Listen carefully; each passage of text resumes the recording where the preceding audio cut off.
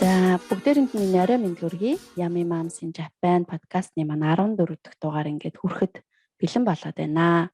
Тэгэхээр энэ удаагийн дугаарт маань Япон улсад 20 гаруй жил амьдарч байгаа. Тэгээд Монгол улсын анхны уран гуулгагч тамирчин Марал Эрдэнэ маань ээж Шин сар эгч маань өнөөдөр энэ орой амрах цагаасаа хугаслаад бидний урилгыг аваад ингээд оролцохоор хүлээн зөвшөөрөөд эхлэхэд ингээд бэлэн болж байгаамаа. Тэгэхээр танд ямар ч гэсэн бидний урилгыг аваад ингээд оролцож байгаад маш их баярлалаа. Тэгээд уул нь манай нөгөө хөтлөгч байгаа юм л та. Тэгээд нөгөө дөнгөж төрчихсөн нөгөө хүүхэд нөгөө айгуу жоохон цартаа байгаа болохоор боломж ерөөс ойрын хэдэн дугаар дээр бүрдэхгүй байгаа юм шүү. За тэгээд Шин сар эгчтэй энэ оройны мэндийг хүргье. Орой минь хүргье. За урилга авсанд баярлалаа. Зүгээрээ намайг урьсанд их баярлалаа гэж хэлээ да. За тэгээд эхнийхээ асуултыг болохоор та ер нь за Япон улсад анх хизээ холбогдов, хизээ ер нь анх ямар шугамар ерөөхдөө ирж байсан бэ Япон улсад? За би анх Япон хэлийг бол Монголд сурч байсан 93 оноос сурж эхэлсэн санагдаж байна. Монголд анх удаа энэ юунд Япон хэлний одоо курс гэж байгуулагдаад одоогийн соёл эрдэмтдийн сургуулийн одоо хамгийн анхны элсэлтийн хүүхдүүдийн нэг болж орж исэн. Тэгээд Япон хэл тэнд сурсан. Өөрөө би хөдөө аж ахуйн их сургуулийн эдийн засгийн ангид сурдаг төгсөх ангид тэр үед байсан. Тэгээд оройгоор явж Япон хэл үзсэн. Дараа нь төгссөнийхөө дараа үргэлжлүүлж үзэж байгаад. Тэгээд JICA-гийн мал эмнэлгийн хүрээлэн дээр явагдсан төсөл дээр орчуулагчаар ажиллаж байсан ба 2 жил хэдэн ажилласан. Дараа нь Япон улсад ирээд Шизуока их сургууль, улсын их сургууль гэдэг. Шизуокагийн их сургуульд мастраар ирж суралцаад төгссөн байгаа. Тий. Японд бол би эрэхтэй яг 2000 онд ирсэн. 2000 оны 1 сард ирсэн. Тий. За тэгэхээр өнөөдрийнхөө дугаарыг болохоор бит хоёр айгу би бол дотор айгу их удаан хүлээжсэн дугаар болж байгаа байхгүй юу. Тэгээд ерөөхдөө клуб хаусаар бит хоёр танилцсан байгаа. Тэгээд таныг бүр ингэ тоочглоо л яваад ингэж яриадсэн. Тэгээд за нэг дугааруудаа хизээ за юуны талаар ярих вэ гэж ерөнхийдөө одоо Facebook дээр Японд байгаа ээж нарын мэдэх гээд байгаа асуудлууд ч юм уу одоо нөгөө Японд байгаа хүмүүсийн нөгөө клуб өрөөнүүд идэв шүү дээ. Тэдрийг ингээ хараад байхад ихэвчлэн нөгөө яалтчгүй бүх өрөөнд тэгэл нэг хүүхдийн талаар угаасаа ярилцаад суудаг шүү дээ. Тэгээ бид нар шиг одоо юм та бол бидний хувьд одоо 20 жил гарan энэ улсад байцсан. Тэгээ хүүхдүүд юм амжилттай хүн болоход ингээд өөрийнхөө хувьд бүх одоо ингээ хүч чадлаараа ингээд гаргаад ирж байгаа юм амар үлгэр жишээ бас юм хүн байгаа хгүй юу. Тэгэхээр одоо бид нар шиг одоо над шиг ч гэх юм уу залуу ээж аав нар магадгүй Япон улсад дараа одоо энэ дугаарыг хийснээс хойш хизээ чи одоо Япон улстай холбогдоод ирэх хүмүүст улсын сургуульд нь хэддүгээр ангиас нь юун дээр нь анхаарах хэрэгтэй байдیں۔ Бид нар юунд хүрч болох вэ гэдэг одоо та өөрийнхөө жишээгээр аваад тий ямар ч байсан ингээд Монгол улсын анхны уран гуулгагч тамирчин хүртэл бий болгох хүртэл ингээд зарцуулаад ингээд өөрийгөө зориулаад явцсан байна шүү дээ тий. Тэгэхээр бид нар юун дээр яах вэ гэдэг дээр таныг симпаийн хувьд тий одоо ингээд түүнэртээ зөвлөгөө өгөөд тэгээ ерөөхдөө удаан амьдрах гэж байгаа хүүхдүүдэд Япон боловсрол олгож байгаа хүмүүст тийм гоё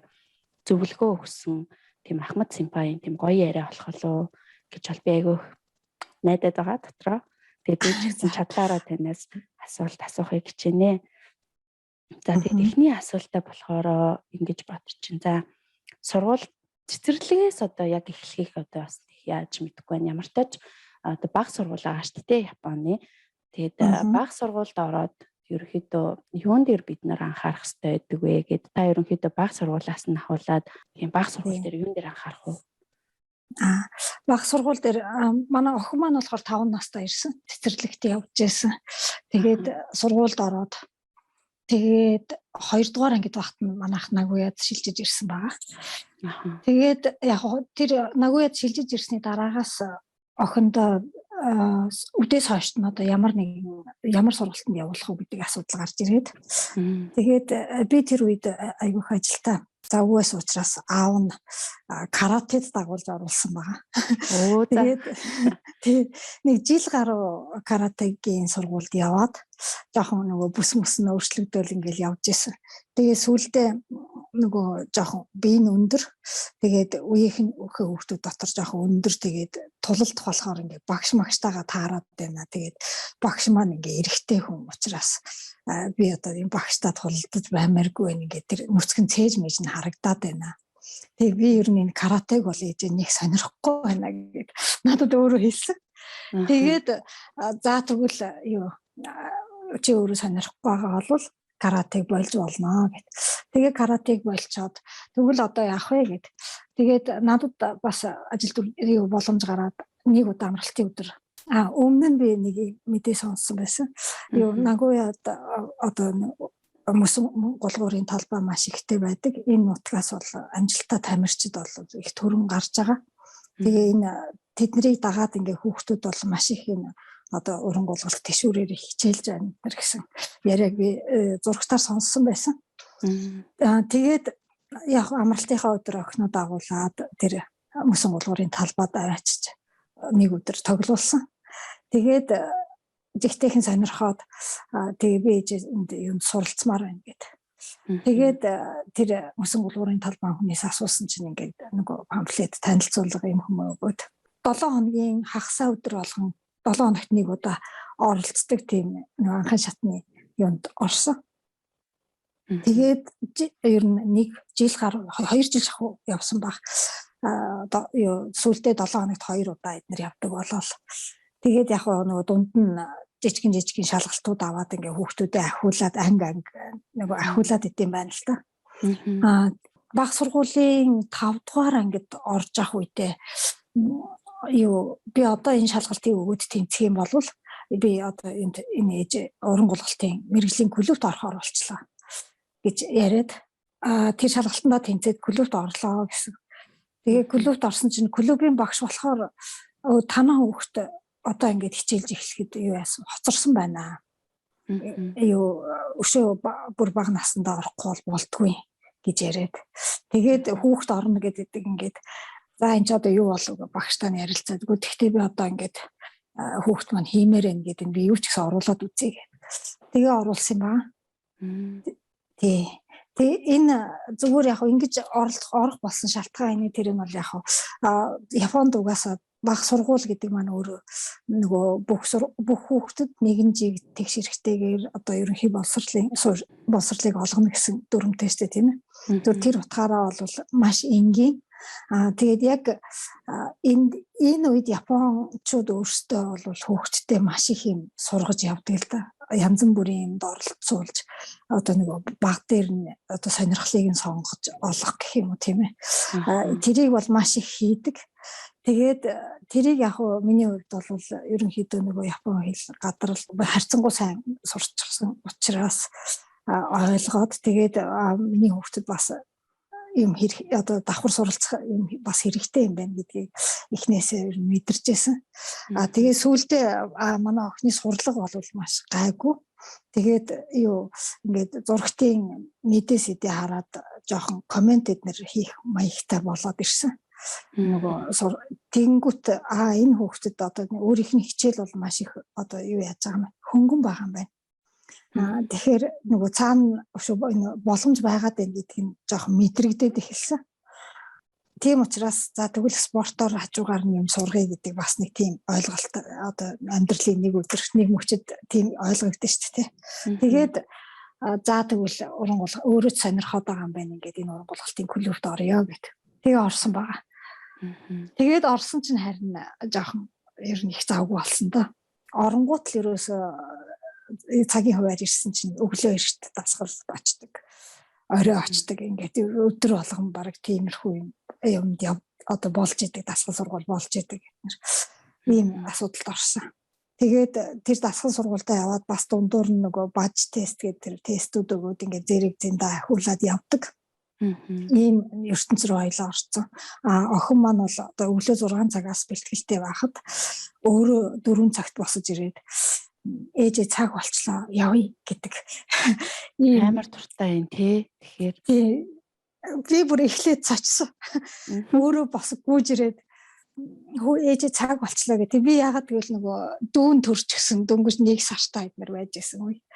Тэгээ би одоо ингээд ийм ялах хүүхэдтэй хөхөөл одоо тэр гулгадаг газар нь машинаар цаг маг явдаг. За өглөө бол эсвэл хурдны замаар явчих юм бол 30 минутанд очдог газар. Тэгээд яаж зөөнө гэх. Тэгээ аав ч гэсэн за одоо ингээ өөрөө ингээд байгаа чи явхаас өөр аргагүй. Тэгээд яста явсан да. Нэг мэдсэн чинь хэдэн жилээр ер нь тиймэрхүү амьдралаар бол амьдэрсэн. Тэгээд эндээс зүгээр энийг би яагаад яриад байгаа юм бэ гэхээр энэ японочууд ингэжээж нөгөө хүүхдийнхаа нөгөө замыг бол яг сонгодог олдог гэдгийг айгүй мэдэрсэн учраас тэгээ одоо жирийн бид нар энэ Японд ингээ амьдарч байхад Япон өөрөө энэ нийгмийн давхарга гэдэг юм ингээд ялгарч харагддаг. Биднэрт бол тий Монголоос ялангуяа шинээр ирчээд байгаа хүмүүст бол бүр ялангуяа харагддаг. Ингээд Японд сургууль зүгээр жирийн сургуульд өгтөл за энэ нь ингэж тэр нь тийм байна, энэ ч тийм сайн байна. За Монголтойгоо харьцуулахад харьцангуй энэ байдал бол болж гэн гэж бодоод тэгээд яг жирийн одоо сургуульд явуулж байгаа энэ амьдралыгаа одоо нэг энгийн гэд одоо яг болж гэн гэсэн юм тодорхой хэмжээний сэтгэл ханамж авчдаг. Тэрний цаана нь юу болж гэн гэдэг имийг олж харахад бас жоохон хэцүү. Ягаад гэвэл нөгөө одоо давхраг гэж хэлэхэд бас хэцүү юм да тий. Өшөө идэвхтэй хүмүүс нь тий. Өшөө цаашаагаа явах гэдэг хүмүүс нь юу хийж гэнэ гэдгийг нь олж харахад жоохон төвхтэй байдаг л та. Тэгээд яг Япон хэл өөрөө сайтай бол ээжнэр дотор орох юм бол элдв мэдээллүүд бол байгаа. Тэгэхгүй орохгүй ингээ гадна нь яваад байвал ерөөсө тэр мэдээллээс гадна нь яваад байна гэсэн үг. Тэгээ ийм нэг ялгааг хүн өөрөө мэдрэхгүйгээр ийм жоохон юунд орчдөг л да ялгаанд. Тэд нар дотор тэр Япон ээжнэрийн групп дотор яаж нэвтэрч орох уу гэдэг энэ одоо манай Монголоос ирсэн байгаа жоохон хүүхдтэй ээжүүдэд бол бас нэг шалгуур юм болов уу гэж миний хувьд бол бодох гээд байна. Тэгээд орцны дараа бол яг ээжнэр одоо сайхан сэтгэлтэй одоо чи гадаад хүн юм чин туслая гэж тусалж өгөх хүн байна. Эсвэл одоо бидний дүрм журм амьдрал чинь манай нийгмийн одоо юу баримтлах ёстой журм юм. Тэгэхээр чи танах юм байх ёстой. Одоо маш сайн одоо ингээд юу мэдчилгээ хийдэг, баяртай гэж хэлдэг, баярлалаа гэж хэлдэг. Бэлэг өгвөл хариу өгдөг одоо ямар байх ёстой эднэр гэсэн тийм айгүйх тийм нөхцлүүд шаарж ирдэг ээжүүд ч бас байдаг. Тэгээд эднэр дунд яаж явах вэ гэдэг ийм асуудал яг ээжийн хувьд бол гарч ирдэг. Тэгээ энэ дээр нөгөө Япон хэл сайн байна уу? Одоо тий Япон хэл нэг сайн мэдэхгүй байна уу гэдэг дээр ялгаа гарчдаг учраас.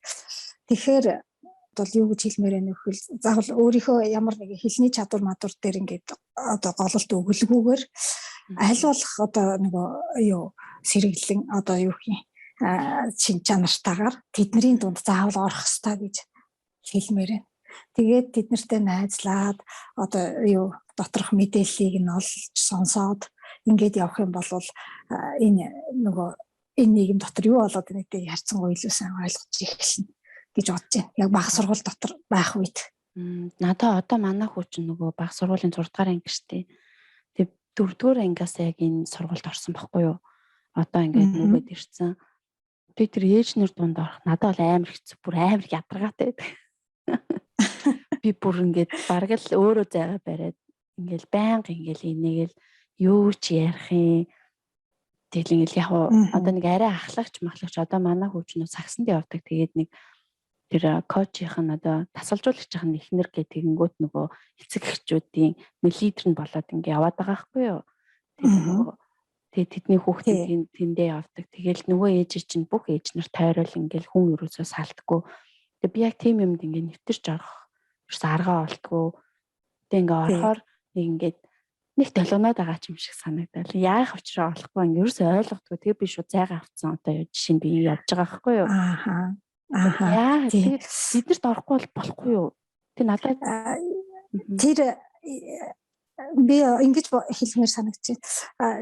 Юу найзтай болъё гэж бодож бол орох юм ерөөсөө биш. Зүгээр би эднэр дотроос мэдээлэл авна л гэдгийг л маш сайн ойлгох хэрэгтэй. Тэгэнгүүт одоо нэгсэндээ өөрөө ингээд нэг одоо тодорхой хэмжээний хүмүүст итгэж одоо тий өөрийн сайн санаагаа гаргаад тэгээд дараа нь ямар нэг юм болохоор тэрэнд гомдоод эднэр ийм байдалд орохгүйгээр ерөөсөө би эднэртэй бол найз болох гэж очиж байгаа биш ээ гэдгийг хамгийн түрүүнд сайн ойлгох хэрэгтэй. Тэгээд яаж тэднэр дотор орох уу гэдэг арга дээр бол ерөөсөө надад туслаач би хэл сайн мэдэхгүй нэг цаас одоо сургуулаас ирсэн нэг цаас ч юм уу барьж ирээд энийг яах вэ? Энэ ямар учиртай юм эднэр гээд мэдж байгаа ч гэсэн мэдэхгүй царайлаад асуугаад ч юм уу тий. Тэгэнгүүт тэрэн дотор чинь энэ чи ингэдийн тэгтээ ингээд өсрээд ороод ирдэг ээж заавалчгүй бол байдаг. Тийм нэг ээж байгаа л юм байна. Тий. Одоо шаттаратаагаар өөрт чинь бас нэг жоохон өөрийн чинь бас нэг лидершип хийх гэдэг байгаа нэг ээж байгаа шүү дээ. Тэгээ тийм хүмүүс эднэрийг дамжуулаад дамнуулаад тэгээд тэднэр дотор хамгийн гол нь тэднэр зарим нь одоо хөөрхөдөө гэж харах хүн байвал зарим нь их сайн туслах хүнч байгаа. Тийм болохоор эднэртэй бол би хинтэнч одоо сайн хүнтэнч би бол найз болох гэж ирээгүй гэдэг тэр зорилгоо маш сайн ойлгох хэрэгтэй. Тэгэх юм бол зүгээр ерөөсөө ямар ч юм байхгүй. Тэгэх юм бол нөгөө сэтгэл хөдлөлөөс ерөөсөө ангид асуудал болчихж байгаа байхгүй. Тэгэхээр тэднэр дотор чинь хамгийн гол нь мэдээлэл аягүйх явж байдаг учраас ороход их зүгээр гэж хэлдэг. Тэгэхээр чи яана гэсэн үг одоо ингээл нэг хайлт хөөхтэй хөргөж өгвөл тэг хоорондоо тэг явахгүй бол тэмтэн цог байгаад ах хэрэгтэй юм байна тий. Тэднэр чи ингээ бөөгнөр ч байгаа л гэдэг. Тэгээ би болохоор хүүхдээ болгочаал тэгэл яваад гэдэг байхгүй. Тий, тэр бөөгнөрөл дунд тодорхой хэмжээгээр орох хэрэгтэй. Тий. Тэгээд яг сургуулийн эзнэр бол яг тэр бол бас гарцсангүй гайгүй штэ. Тэр секц дугуулan одоо тэр сургуулаас гадуур суралцж байгаа юм групп эзнэр байгаа. Тэд нар бол их чухал. Тийм үү. Тий. Тэр одоо хүүхд чинь үнэхээр сонирхож байгаа нэг одоо хөл бөмбөгч гэдэг юм уу одоо жигтэйхэн сонирхлоо гэж бодъё. Тэгвэл тэр хүүхдээ аваад тэр клуб дотор амьдрахаас өөр аргагүй. Тийм учраас эхний түлхүүр нь ээж нь өөрөө болно. Тэгэхээр тэр ээжнэрийн групп дотор бол шургаатал орох хэрэгтэй гэж бодож байна. За тэгвэл бага сургууль дээр одоо эцэг эхчүүдэд зөвлөхөд ээж нар нь ялангуяа ээж нартай мэдээлэл авахын тулд зүгээр найз болох гэж биш би эдраас мэдээлэл авах гэж байгаа зорилготой гэж бодоод айгуу сайн мэдээлэл цуглуулж тэр нөгөө клуб өөр яг сургуулийн эцэг эхчүүд дотроос биш тэр хүмүүсээс бусад хүмүүсээс нь ингэж татансах хэрэгтэй юм байна тий. Хамгийн гол нь мэдээлэл авах хэрэгтэй. Ерөнхийдөө тэгээд нэлээд тодорхой хугацаанд дасаад ирэх юм бол айгууд л нөгөөдөл чинь өөрийн зовлонгоо ярьдаг тэр намайг тэгсэн штэ энэ тэрэгэд ярьдаг байх маягтай болоод эхэлнэ. Тэгээд ирвэл за би эднэр дотор орсон байна гэж өөрийгөө бодох хэрэгтэй. За би нэг жоохон тийм зовлон үтсэн чавгц ярьж байгаа шүү. Үгүй яг наадах чи яг хэрэгтэй байхгүй юу? Тийм бин тий. Тэгвэл би яг тэгээд надад айгуу туслах гал би ч нөгөө тэг яг тэгж явж исэн. Тэгсэн чинь гинтл нэх ядаргаатай санагдаад явцсан юм аа. Тэгэл бүгдээрээ ингээд тэнэг хүнтэй харьцаад байгаа юм шиг бүр хитрхи ингээл юм зааж маа. Мэдээж юм дээр баг ингээд нэг хэл мэдгүйгээ хэлсэн чинь баг ингээ үеэр тасалж ярьж байна. Тэгин. Тэр нь уур хүрээд баг шууд ингээ зайгаа автсан юм бах та. Тэгсэн байна л та би. Тэрийг төвчж өнгөрүүлээд тодорхой хугацааны дараа өөрийн чинь хүүхэд одоо дунд сургууль ч юм уу эсвэл хувийн дунд сургууль ч юм уу эсвэл ямар нэгэн клуб юм хүнд дэвшээд явцсан байхад нөгөө эзнэр чи эргээд үнэлэмж өгж эхэлдэг баггүй. Тийм учраас жижиг сажиг юмыг нь бол тоохгүй. Яг тусалцаа хэрэгтэй үедээ бол надад би туслаараа л яваад гэсэн дээр гэж бодож байна. За тэгвэл бага сургуульд бол ингэдэм байна. Тэгээд дунд сургууль тэгвэл юуг анхаарах вэ? Дунд сургууль руу орох гэдэг нь бас сонгох монгохоос ахуулаад анхааруул хэрэгтэй юмнууд бас их байд юм шиг байна тий. Дунд сургуулийг энд Японд чинь нөгөө дунд сургууль яг улсаас одоо тий орон нутгийн засаг захиргаанаас явуулж байгаа юу дунд сургууль одоо өнгөө дунд сургуулиуд байгаа шүү дээ тий. Тэрнээс гадна нөгөө Чукан гэдэг нөгөө сургуулиуд шүү дээ. Нөгөө дунд сургууль high school хоёр нь нэг болчихсон. Дунд сургууль гэж байгаа. За тэр сургуулиуд бол ерөнхийдөө хувийн сургуулиуд дотроо бол бас нэлээд өндөр чансаатай сургуулиуд нь тийм програмтай байх жишээтэй. Эсвэл одоо улсын сургуулийн дэрэгдэх одоо тэр нани дайгаку хузоко тэгээд тэрэн дотроо тэр чуко иккан гэсэн програмтай бид нар сургууль эднэр. За эднэр чинь нөгөө чансаа өндөр сургуулиуд тодорхой хэмжээний нөгөө юутай одоо нэр хүндтэй тийм сургуулиуд байгаа. Тэгээ энэ сургуулиуд орсон тэр чуко иккан гэдэгт орсон хүүхдийн юу нь ашигтай вэ гэхээр чугако төгсөөд дунд сургуулаа төгсөөд high school шалгалт өгнө гэж зовхгүй тэр чигээрээ дамжаад явцдаг. Хоёрдугаар тэгвэл тэр дунд сургуулийн 3 жил, high school-ийн 3 жилийн 6 жилийн програм чинь айгүй өндөр хэмжээнд боловсрогдсон учраас энэ хүүхдэд эргээд айгүй тийм нөгөө сурж боловсроход нь бол айгүй тустай байдаг. Тийм учраас бага ангийн одоо 5 6 дугаар ангид багт нь тэр жүку эднэр ч юм уу тийм ээ. Тэр тиймэрхүү илүү сургалтын хүнд явуулж агаад тэгээд шалгалтанд бэлдээд шалгалт өгүүлж үзэх нь хүүхдэд эргээд бас нөгөө маш их том туршлага болдог. Тэнцээгүй ч гэсэн маш том туршлага болдог. Тэгээ энэ сургуулиудын шалгалтууд чинь жирийн нэг тестүүд шиг юм биш. Ерөнхийдөө тухайн хүүхдийн нөгөө сэтгэн бодох чадвар одоо бусад тэр агуулмжийг нь үзэх гэж байгаа учраас нөгөө IQ тест шиг маш сонирхолтой тийм юмуд шалгалтууд байдсан байлээ. Тэгээд тэрийг зүгээр тэнцээгүй ч гэсэн тийм сургалтанд явж тэр шалгалтыг өгснөөрөө тэр хүүхэд цаашаага одоо нөгөө тэр хүүхдийн нөгөө багтаамж айгүй өндөр болоход нөлөөлдөг байгаа. Тэгэхээр ерөнхийдөө миний түрүүн хэлжсэн нөгөө нийгмийн давхарга гэдэг би нэг үг хэлцэндээ тэр одоо энэ нийгэмд бас нэлээд тийм одоо боловсрол өндөр түвшинд явах гэдэг хүмүүс эднэр бол ерөөсөө энэ үеэс нь бэлдэж ороод тэр одоо улсын их сургуулийн дэрэгдэх high school тэрний тэр дунд сургууль high school-ийн програмтай ангид орчих жишээ нь. Эднэр чинь тэр ирээдүйд тэр шал өөр замаар явах гэдэг юмч болох гэж байгаа юм уу тийм ээ. Тийм хүмүүсийн зам эхэлж гэн гэсэн үг. Тэгэхээр энэ бага сургуулийн 5 6 дугаар анги гэдэг бол бас жоохон анхаарах үе юм байлээ. Тэр үеэс нь тэр нөгөө давтлах хичээлийн аваад одоо яг тэр нөгөө шалгалтанд бэлдүүлэх хэрэгтэй юм ба шүү дээ дунд сургуулийн тэр шалгалтанд. Тийм. Тэгээд тэнцээгүй ч гэсэн тэр нь дунд сургууль 3 жил явчаад high school шалгалт өгөх үед тэр чинь маш том туршлага болоод үргэлжлээд ингээд тий ороод хичээлийгээ яваад ороод ирнэ. Тэгэхээр ерөөсөө гарц болохгүй санагддаг та. Тий. Та ч 2 хүүхэдтэй шүү дээ тий. Багчин болохоор хэддгээр анги байсан бэ? Одоо дунд сургуулийн 3 дугаар анги. Тий. High school шалгалт өгөх гээд ингээ байж байгаа. Тий. Тий. Хүү маань бол яг эрэгтэй хүүхэд тэгээд өөрийнхөө хий гэж ботсон тэр одоо нөгөө хүсэлтэй моментийг би бас хүлээгээд байгаа. Нэг их тэгж ажил бас чадахгүй ингээд байгаа. Тий. За тэгээд ахлах сургууль бол тэгээд өөрсдийнхөө одоо миний ажиллаж исэн зүр цагийн ажил хийж явах үед танилцж исэн Япон хүмүүс гээд одоо нэг би ч одоо нэг өсрөөл 6 жил 7 жил болж байгаа шүү дээ Японд дээр. Тэгээд тэгэнгүүт тэр хугацаанд анханасаа ингээд одоо нэг хүүхдтэй хүмүүстэй их ховорч таарж исэн юм байна. Тэгээд нэг таарж исэн хүүхдтэй хүмүүсээ ингээд асуухаар шууд бараг ахлах сургуульд оруулахгүй шууд ажил хийлгээд ч юм уу хэл явуулчихсан юм байлээ тий. Тэгэхээр нөгөө давхарх нь арай өөр болол надтай нэг хэмжээний ажил хийгээ явж байна гэхээр бас ойлгомжтой л ахaltaа тий. Тэгэхээр бас яг тийм Япончууд бас нэг тийм одоо нэг дарамт гэдгийг мэдрэхгүй гэл хүүхэд нас сурахгүй морхгүй гэл явдаг хүүхдүүд бас их байд юм шиг байна тий.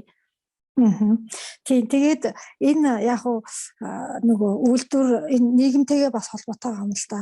Одоо машин тэрэгний янз бүрийн үйлдвэр эднэр тий тогтвортой юм үйлдвэрийн газарт хүүхдээ оруулах юм бол тэгээ нөгөө хүүхд нь яг эхлээл тэр хай скулд орох наснда юм үйлдвэрт ингээл одоо анхан шатнаас нь ажиллаж эхлээл тэгээд олон жил ажиллаад ирэхин зэрэгцээгээр нөгөөдөл чинь бас тодорхой хэмжээгээр ингээ ахаад дээшлээд ингээ явцдаг байгаа шүү дээ.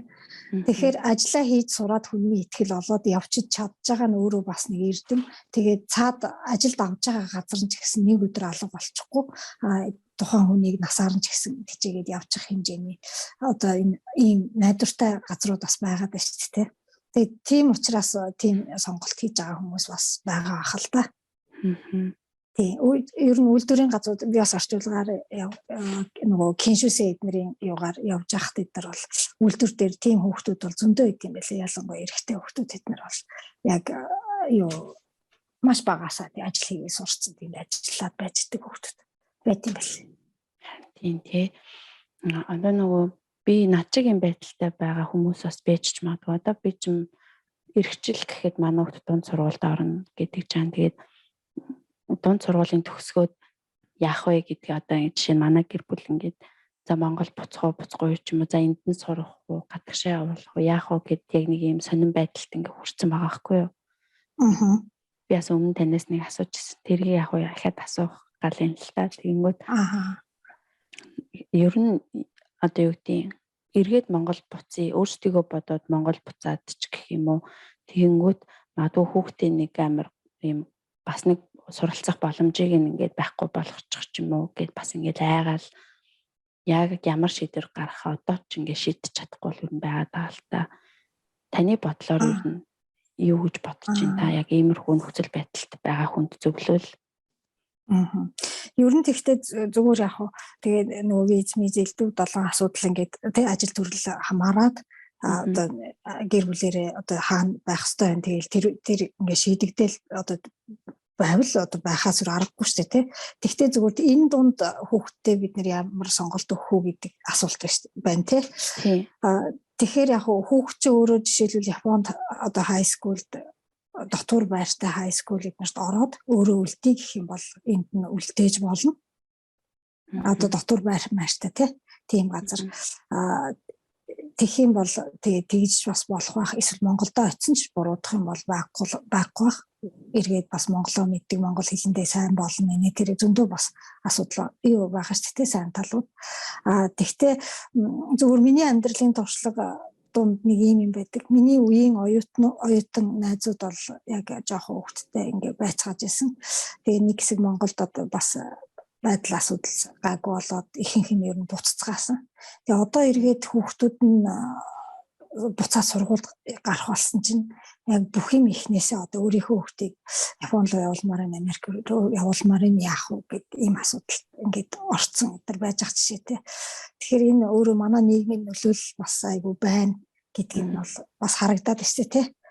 Тийм учраас хүүхдтэйгээ сайн яриад хэрвээ хүүхд чинь сонирхоод одоо би Японд байна ч юм уу эсвэл өөр нэг тийшээ ингээд юунд хай скулд явъя гэднэр гэх юм бол тэрийг нь судалж өгөөд явуулсан дээр ахал та. Харин тийм ээ тий. За тэгэхээр одоо би юу яа гэж бодож чинь ерөнхийдөө бол сургуулийг бол ингээл одоо хүүхдийн бас нөгөө хүүхд рүүгээ анхаарал бас хичээл номыг хийлгээл ингээл бас бэлдээд баг сургуулийн 5 6 дугаар ангиас нь бэлдээ авчвал бас боломжтой юм байна гэж хараад байна л та. Охины чинь нөгөө мэрэгчлийг би нөгөө хараад амар сонирхолтой санагдсан байхгүй юу? Спортын шинжлэх ухаан гэдэг мэрэгчлээсэн тий.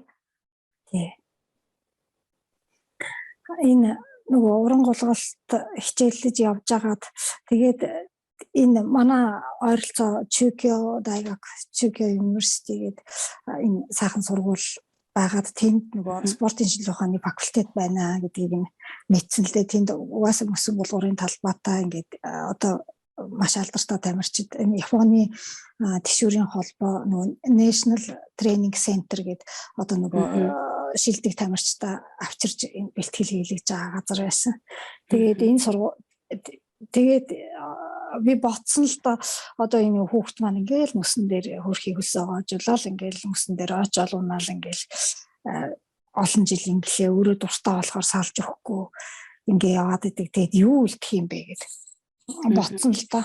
Тэгээд ерөнхийдөө ингээд юу хай скулд эднэр ороод ирэхээр багаасаа цуг хийцгээжсэн найзууд хүүхдүүд эднэр ерөөсө болоод юусе суурууд явчт юм байлээ. Тэгээд тодорхой хэмжээний жоохон хитгэн хүүхд үлдчихэж байгаа. Тэгээд эрэнгүүт за би өөрийнхөө хүүхдийг яах вэ гэдэг одоо нэгсэн доо нөгөө ээжийнх нь хувьд ямар нэгэн чиглэл ч юм уу нэг бас зөвлөгөө ч юм уу бас өгөх ёстой болоод байна шүү дээ тий. Тэгээ бодонгуудаа юу яасан. Тэгвэл одоо энэ мэрэгжил юу гулгаж дуусчаал ингээл орхих бол одоо ерөөс энэ хичнээн жилийнх нь энэ хөлс нь бол юучгүй болох юм байна. Тэгэхээр энэ спортын тэр шинжилгээ ухааны анги мангад ороод суралцаад явах юм бол өшөө цаашаа энийг нөгөө өөрөө мэрэгжлийн зүгээс энэ өөрийнхөө хийж яваа юмыг харж одоо судлах тий. Эсвэл дасгалжуулагч байна уу багшч байна уу юм болох боломжтой юм байна.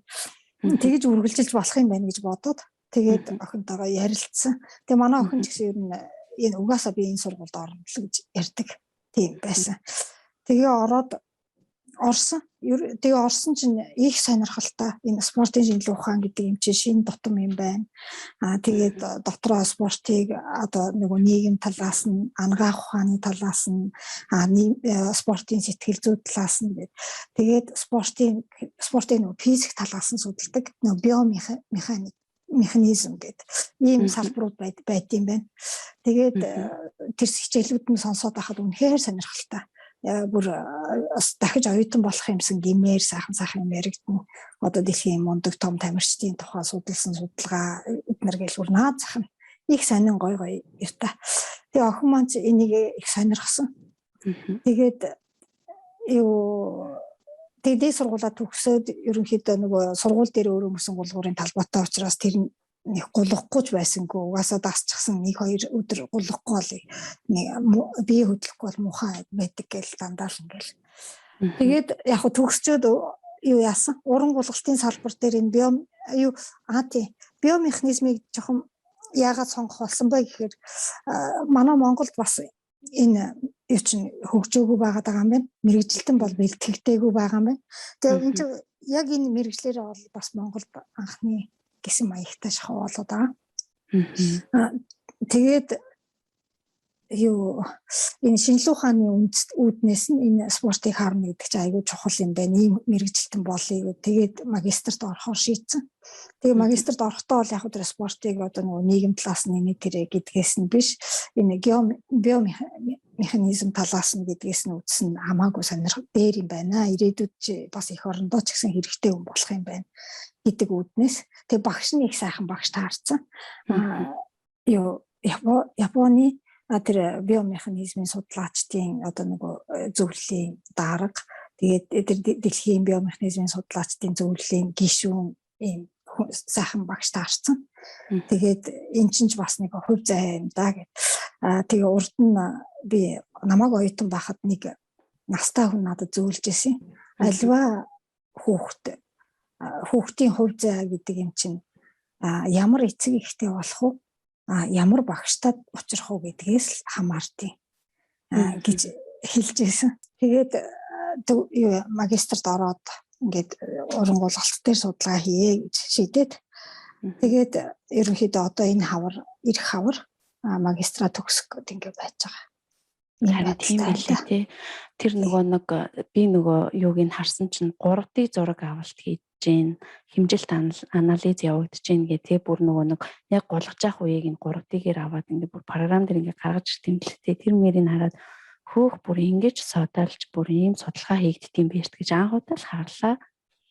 Тий, их сонирхолтой байлээ. Харин тийм байлээ шүү дээ. Маш олон камер зөвгөө тэгээ мэдрэгчүүд бие дээр биед нь хийж байгаа тэгээ элдв хөдөлгөөд үзээд харьцуулаад тэр чинь маш их ажил болж нэг тийм дата гаргах тийм байна л та. Их сони юм байлээ. Тэгээ хэрэгэлдэг тэр одоо тэр компьютер камерын тэрийг янз бүрийн юм их сургуулиуд чинь тийм хөрөлцөөтэй ч байдаггүй хоорондоо тэр мэрийг ингээд зээлцээд эдгээр бас байж идэм байх.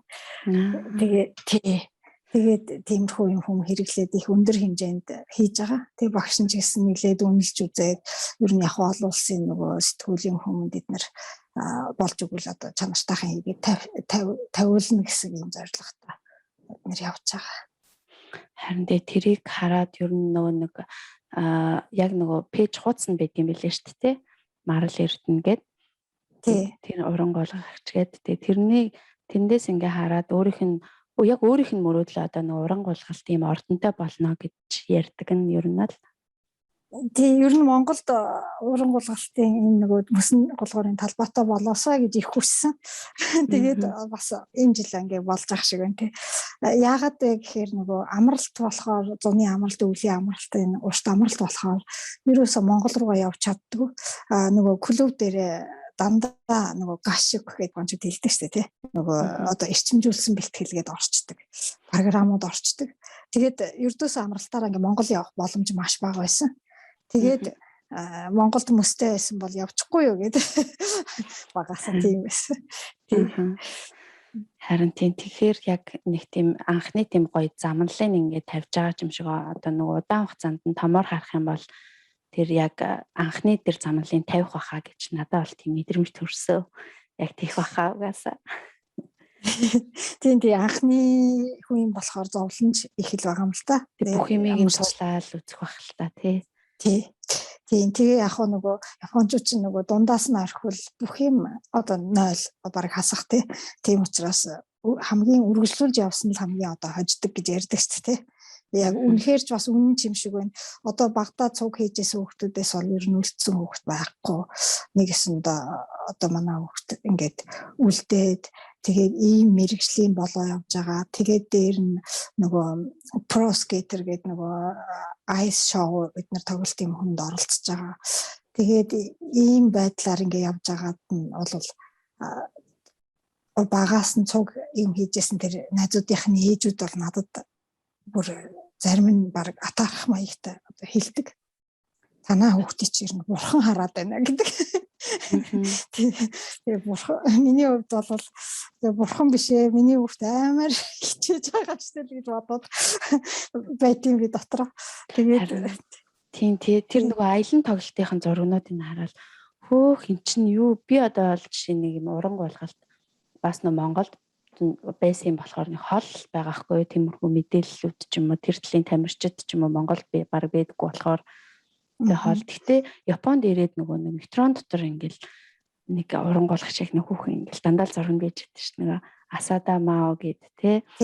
Тэгээд яг тэр нөгөө одоо Японы юм том алдартай одтой цуг ингээл яг юм цуг ингээ аялан тоглолтоор яваад ингээ байгааг нь харахаар амар гоё бахархмаар санагдсан.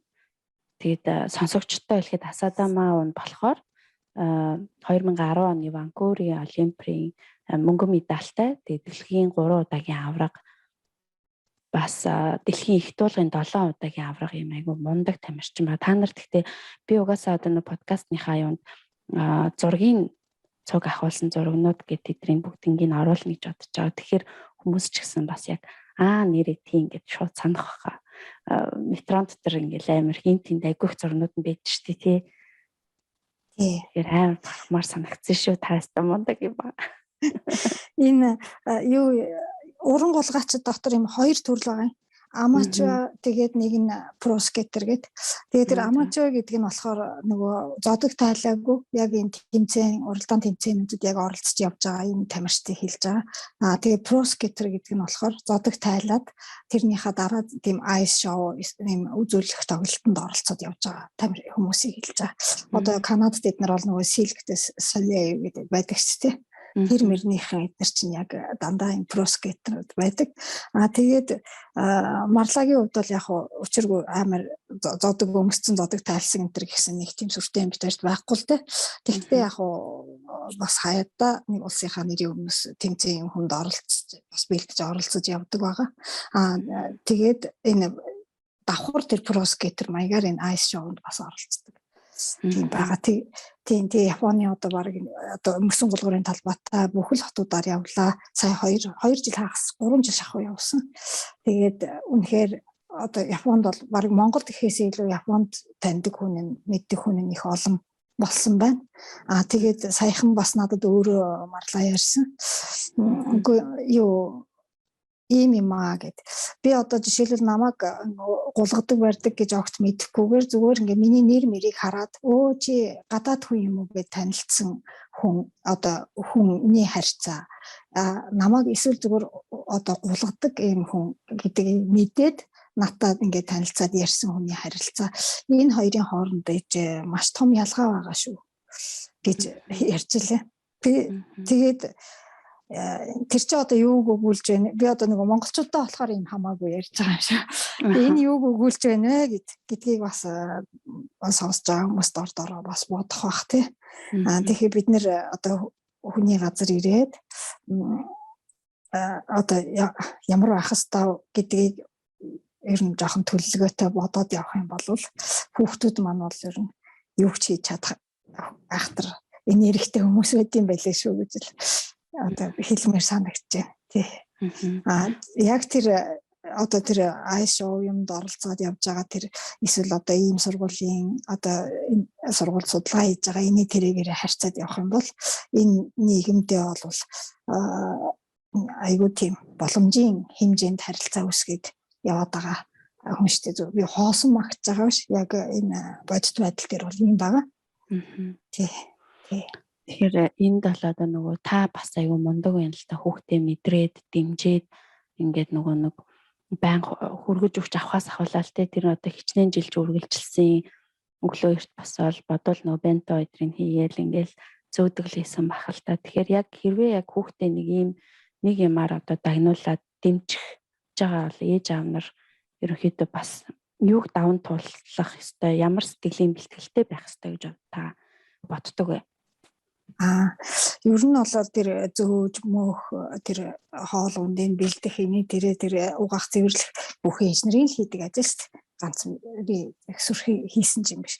Зүгээр хамгийн хэцүү давж туулах хэвээр энийг хэсэг нь бол хүүхдийн шилжилтийн насны үе. Тэр үе дээр ингээд нөгөө хүүхдийн бие сэтгэлд маш их өөрчлөлт ордог учраас жоохон хямрал өгдөг нь бол үнэн юм байлээ. Энэ нийгэм маань ч өөрөө бас хямрал өгөх юм да тийм ээ. За манай марлагийн хувьд бол нөгөө уран гулгалт учраас ингээ биеийн томроод одоо таргалаад энэ төр байх чинь айгүй хэцүү. Тэрэндээ бол шанал одоо стресс өгнө. Хоёрдугаарт гэвэл яг нөгөө олон улсын тэмцээнд эднэр явцсан чинь нөгөө юу яасан цуг хийжсэн хүүхдүүд нь зан ааш нь хуурсан ч юм уу тийм ээ үг хайсан ч юм уу тиймэрхүү жоохон харилцааны асуудал гуравдугаарт нь бол яг өөрийнхөө сургууль дээрээ хай скул дээрээ найзуудтайгаа ингээ уулзаж уулзраад тоглож надад ах цаг байхгүй дандаа нөгөө бэлтгэл эний тэр юмд явцдаг. Тэгэхээр нөгөө би яагаад ингээд надад би ингээд найз нөхдөйгээ явж чаддгүй юм бэ? Эднэр гэсэн нэг тиймэрхүү стресс эднэр гарч ирдэг. Яг тэр шилжилтийн үедээ давхцаад тэгсэн мөртлөө өөрөө болохгүй. Тэгээ гулгана гин. Тэгээ гулгасан мөртлөө тийм айгүй олон проблем өөртөө байгаа. Тэгээд хийж байгаа юм ерөөс урагшлахгүй. Тэгээд нэг тийм үе гардаг юм байл л дээ. Тэр үед нь ерөнхийдөө хүүхдүүд бол яг тэр үедээ болцоогоод явчихж байгаа юм. Тэгээд тэр үеийг яг болоогүй гүрийсэн. Тэгээд гүрийхт нь яг би жоохон оролцсон байх. Ягаад гэвэл тэр спортын шинжилгээ ухаан ийм сүрхий юм байна нэ тэрэ гэсэн яриа үүдэлтэйг их өгчээсэн. Тэгээд би өөрийнхөө ах махынхаа нэг зөвлөгөөгөөр хүүхдтэйгээ маш сайн ярилцж байгаараа гэд. Тэгээд нилээд тулж ярьжсэн. Тэгээ би бас илүү захиалгууд өгсөн л дээ охиндоо. Яагаад гэвэл чи хит Япон хүн болох гээд байна гэдэг бас нэг тийм асуудал би тавьсан урдаас нь. Тэгээд яагаад гэвэл бид нар монгол хүмүүсээ ийм тохиолдолд одоо ямар нэг юм болоход ийм тохиолдолд Япон хүн ингэж бодож байна.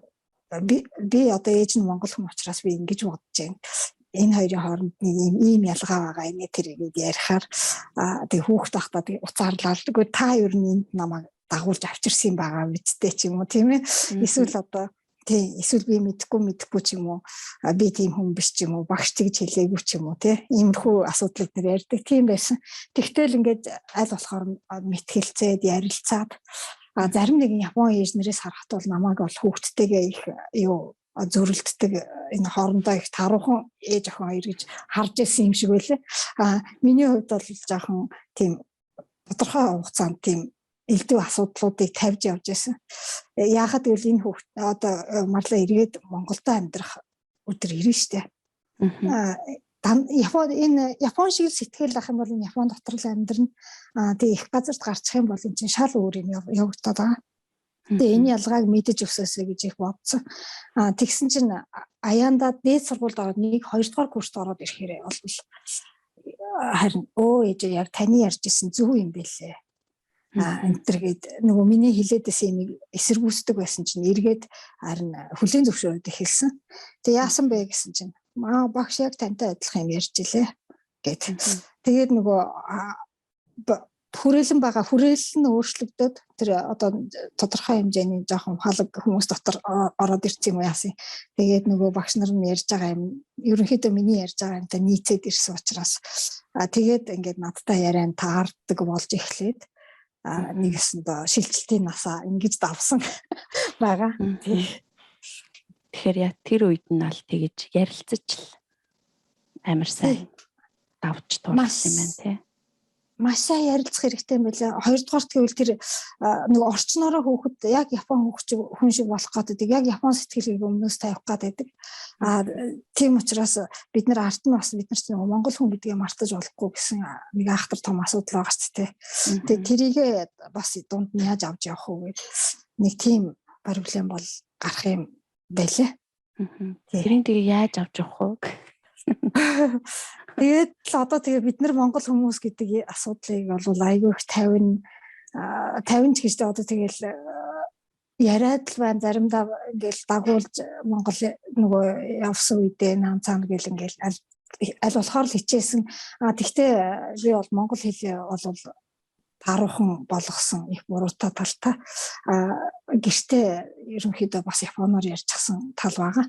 Тэгээ сүүлдээ охин маань дээд сургуульд орсон хойно орс хэл сонгоод тэгээ орс хэл дээр нөгөө цагаан толгой юм хүмүүс сураад бичиг юм хүмүүс харин гайгүй эзэмшээд авцсан. Тэгээд монгол хэлний тухайд бол сонсоод бол ерөнхийдөө ойлгоод байна л да. Тэгээ яг өөрөөсөө ярих үедээ бол өөртөө итгэл муутай.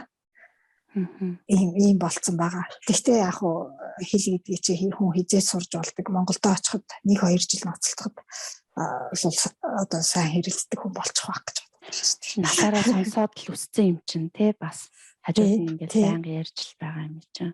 Тэгээ хоёулаа хэлний асуудлыг бас сүулт нэг цогс дурдаад өнгөрнөө. Надаас нэг бодоод байгаа нэг бодол байгаа. Тэгвэл одоо манай марлаа маань ийм энэ тент ингээд одоо Японд ч гэсэндээ энэ тент манай монголчууд аягүй тарж ингээд амьдарч байгаа шүү дээ. Тэгээд одоо тэр тоглолт нь одоо л яг корона гэд нэг болохгүй ичиж магадгүй л корона цаг сайхан болох үед ер нь энэлийн мэдээллийг хаанаас яаж авах хэрэгтэй юм бэ? Одоо тэгээд бас дэмжмээр байгаа хгүй тий. Хэрвээ яг энэ талаар сонирхдаг дуртай хүмүүс бас зөндөө байгаа Японд тэр хүмүүс мэдээлэл авах уу? Аялан тоглолт бол ерөнхийдөө эхний тэр бол дууссан байгаа. Ковидоос хамаарад дууссан. Тэгээд одоо эх оны хавар зунаас дахиад аялан тоглолт эхлэх гээд нөгөө Асадама аудишн явуулж байгаа юм байлээ. Тэр аудишнд 700 гаруй гулгаач очиж шалгалт өгч яах гэж сонссон. Тэгээд тэд нар дундаас хэдэн шилэгдээд тэр Нижишинса гэдэг нэг 2 дахь шатны нөгөө юмда хэдэн хүн үлдсэн байгаа. Нэг цөөхөн хүн үлдсэн сурагтай. Тэгээ манай охин бас тэнд үлдсэн байгаа гэж хэлж байна. Тэгээ одоо хуучин мембер учраас би сонгогч байхаа ээжээ гэж надад тэгж хэлсэн. Тэгтээ яаж мэдэх юм мэдэхгүй тэгээ 3 дахь дээр юу болох юм. Ямар ч байсан нэг тэр хэрвээ тэнцээд явбал ирэх хавраас дахиад тоглолтууд эхлэх байх. Тий. Зүгээр марлаа одоо өөрөө тамирчны хувьд энэ жил нэг жоохон тэмцээний юм юу ороод ирсэн байгаа. 12 сард олон улсын нэг юунд Универсайд оюутны Универсайд гэж хэлдэг тийм. Тэр тэмцээн явагдана гэсэн нэг юм хуваар юм ороод ирчихсэн байгаа. 1 сард юунд 4 твийн авраг гэдэг одоо нөгөө уран гулгалт чинь нөгөө Европ чинь маш өндөр хөгжсөн учраас Европыг тусад нь Европын аварга гэж зохион байгуулдаг. Тэгээд Европоос бусад TV-ийг 4 TV аварга гэдэг энэ Тайван, Таиланд эднэрт зохион байгуулдаг юм тэмцээн байна. Тэгээд энэ тэмцээний хуваар манад бас хуваарлагдсан байна гэд. Тэгээд ерөнхийдөө энэ ковидын нөхцөл байдал яагаад нэг зохицоо бүрдэлтээд тэгээд тэмцээн болох юм бол оролцчихъя гэсэн бодолтой одоо жоохон бэлтгэл хийж байгаа. Гэхдээ та нөө пэйж хуудасуудаар одоо Instagram-ын нас даавал ер нь бол мэдээллүүдийг бас гоё аваад авах бах тий. Ядчил энд байгаа монголчууд ингэж байгаа юм байна, тэгж байгаа юм байна. Энд байгаа хүмүүсээс ингээд цаашаа тараад бас бүгд мэддэг болчвол бас гоё шүү дээ тий. Тэгж болно. Яг марл голдуу Япон хэл дээр бичсэн байгаа бах марлаа өөрөө. Гэхдээ Японд байгаа хүмүүс бол сайн ойлгох юм чинь. Тийм шүү дээ. Тэгвэл Instagram хуудасных нь нэр нь юу байлаа? Мара дүн гэсэн байсан уу яасан. За би юу яана подкастныхаа төгсгөлт угаасан нөгөө энэ юун дээр Instagram хуудсын тэгээ пэйж хуудсын Facebook-ийн пэйж хуудсынаас оруулаад тавьчихдээ манай сонсогчд манаас follow хийгээд тэгээд дагаад гоё бас энэ мэдээллээс аваад магадгүй их цаг ирүүл нөх хүүхдүүдэд чинь нэг юм хөвгүүд ч гэсэн байдаг юм шиг байна тий. Сонирхдаг бол дагуулж аваад үзүүлээд нэг юм багасаа нэг дуртай болч магадгүй шүү дээ бас хин нэгнийхээ хөвгт тий. Тэгээд ингээд цаашаа явах юм бол бас болох юм байна гэж бодож байна. Яа тэгээд яаж анх одоо нэг жишээ нь Токио Мокиод яг тиймэрхүү юм одоо нэг уран гулгалтаар юм хичээлдэг юм секц дугуйлан бас эхэлээд байх тэ сонирхоод өөртөө хайвал тий хотуудаар байгаа юу тухайн өөрийнхөө амьдарч байгаа нутагтаа тэр одоо ямар клуб байна гэдгийг нь судлаад тэгээ сураглаад судлаад нэг мөсөн гулгуурын талбайтай газар очивол аяндаа мэдэндээ тэгээд судлаад сонирхож оруулж болно шүү дээ. Эсвэл зөвхөн мөсөн гулгуурын талбайд угаасаа нөгөө анхдагч хүүхдүүдэд зориулсан сургалт эднэр байвал тэрэнд нь оруулаад тэгээд энэ их шатаратаа бас сурахгүй бол хүүхэд гэмтэх аюултай тэгээд тийм амархан сурдагч эд бас биш хэцүү юм байлээ. Ерөнхийдөө үндсэн суур юмыг нь одоо тавихад л 10 жил зарцуулагддаг гэж анх ороход ингээл ярьж байсан. Үнэхээр үний юм байлээ. Тийм үү. Тий. Тэгээд нөгөө баг сургуульд байхдаа орж явахад л оройтцсан байна гэд хэлсэн гэсэн шүү дээ та түрүү. Тэгэхээр тэр хэдэн наснасаа эхэлт юм болоо. Хэвээр бол энэ ингэдэг юм байна. Япон хүмүүс чинь багтар болохоор бас мэдсэн. Энэ хүүхдийг ерөнхийдөө нөгөө ингээ аав ээж нь зургийг аваад видео бичлэгийг хийгээл ямар гоё ингээл алга ташаал ингэж явах үед баясаал баярлал хүүхэд ингээл юу ч хий гэсэн нэг хийгээд идэг тийм үе байдаг штэ. Тэр үе дээр нь ер нь хүүхдэд юмыг сургах их сайн гинэ. Тэрнээс хойш одоо би энэ чинь дурггүй ч юм уу би ингэн эсвэл би гэсэн тэр нөгөө ухагтхан тэр би гэсэн ухагтхан ухамсар нь ингээд суугаад гараад ирсэн тэрнээс хойш бол ингээд бас тухайн хүүхдэд юмыг одоо сургаж яах их жоохон төвхтэй болдог гэж юм л та. Тийм учраас тэр би гэдэг ухагтхууныг нь одоо ухамсарыг нь гарч ирэхээс нь өмнө энэ Японч чинь хүүхдүүдтэй элдв юмыг шингээчдэг. Тийм ахтар нөгөө юутай гэдэм бэ? Ухаалаг гэх юм уу? Тэгээд яг манай охины оройтсон гэдгийг бол би тодорхой хэмжээгээр ер нь ойлгосон. Эхлээд клубт ороод ингээд бэлтгэл хийгээд нөгөө бадж тест өгөөд 1-2 дугаар шатанд ороод ирлээ. Тэгээд ирэхээр нөгөө тэмцээнд орох болцоо олгодог. Тэгээд энд нөгөө айч можийн уран гулгалтын тэмцээн гэдэг нэг тэмцээнд анх удаа орсон чинь сандраад ерөөсө бүр юу яатсан. Бүр царай маран цав цагаан болцсон буцаж ирж байсан. Тэгээд нөгөө хүүхд чинь нөгөө өөрийнхөө тэр мэдрэмж нь би гэсэн тэр ухамсар эднэр тогтцсон айх эднэрээ мэддэг болцсон үед бол үнэхээр яг хүүхэд өөрөө тэгж айд сандардаг эднэр байт юм байл л дээ. Тэрийгэ мдээгүй байгаа насны жоохнууд ч нь бол ёстой юу ч болж байгаа айх ч юмгүй тоох ч юмгүй байгаа ч юм байхгүй тэгэл хийгээд яваад. Тэгээ тэр насыг чинь л айгүй тэгж олж янз бүрийн юм хийлгэж нөгөө суулгаж өгд юм бэ. Тий. Тэрийг өстой харин мэдэрсэн шүү. Та одоо ингээд 20 жил Японд байна шүү дээ. Бараг л амьдралынхаа талын баг Японд өнгөрөөцсөн үү тэгэхээр. Энэ насныхаа тий. Хоёр дахь нутаг болсон байна.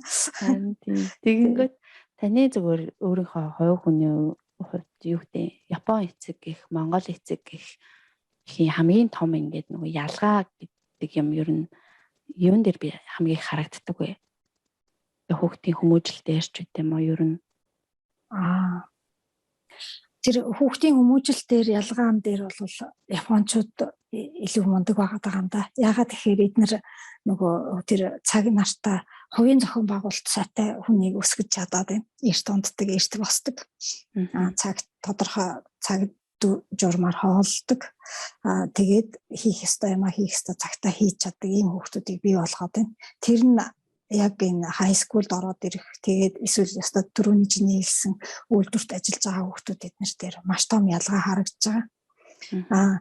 Зүгээр Монгол эцгийн юу сайн юм бэ гэвэл зүгээр энэ тэнцвэрэл юм да.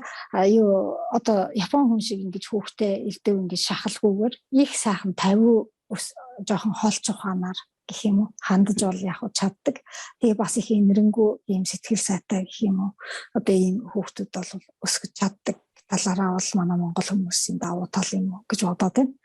Тэгэхдээ манай монголчууд бас нэг сүүлийн үед нэг юм анзаарж байгаа. Хүүхдээ хитрхи сэтгэл хөдлөлд ингээд автомтгой болгодог юм уу да гэсэн нэг бас бодол төрөд байгаа. Тэгээ Японд хүүхдүүд бол яг нэг сэтгэл хөдлөлөө аягүй зохицуулж чаддаг. Сэтгэл хөдлөлөөс ангид байж үйл ажиллагаа явуулж чаддаг. Эдгээр ийм хэлбэрлүү бас орчт юм байна. Иймэрхүү ялгаа харагдаж байгаа.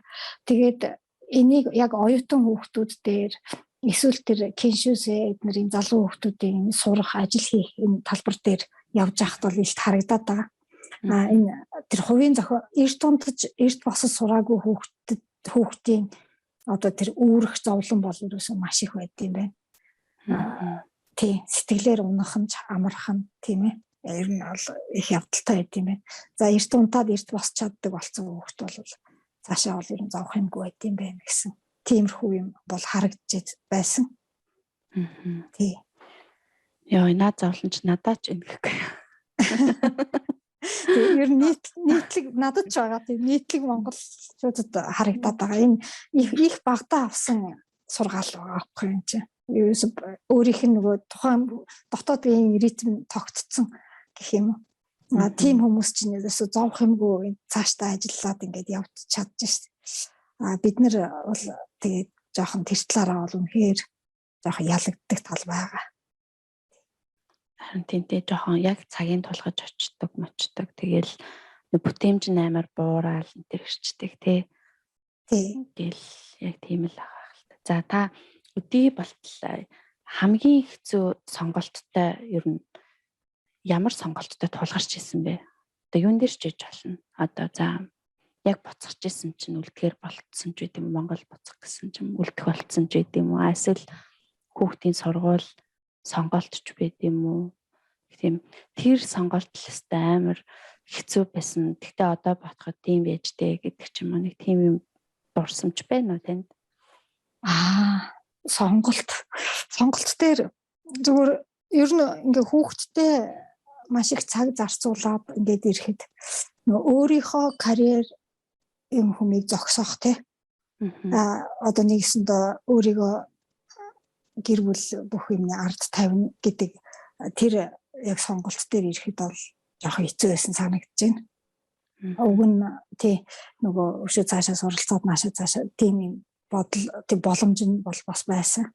Тэгээд яг энэ марлагийн юм хүм гарч ирээд тэгээд за хүүхдийнхаа ирээдүйд тавих уу за би одоо суралцаад наанцаана гэдэг юуг игүүлэх үү хаана хүрч чадах уу гэдэг юмыг ингээ харьцуулаад нэлээд холын тавилттай бодоод үзэхэд ер нь хүүхдийнхаа төлөө хийх нь л хамаагүй дээр байсан л та.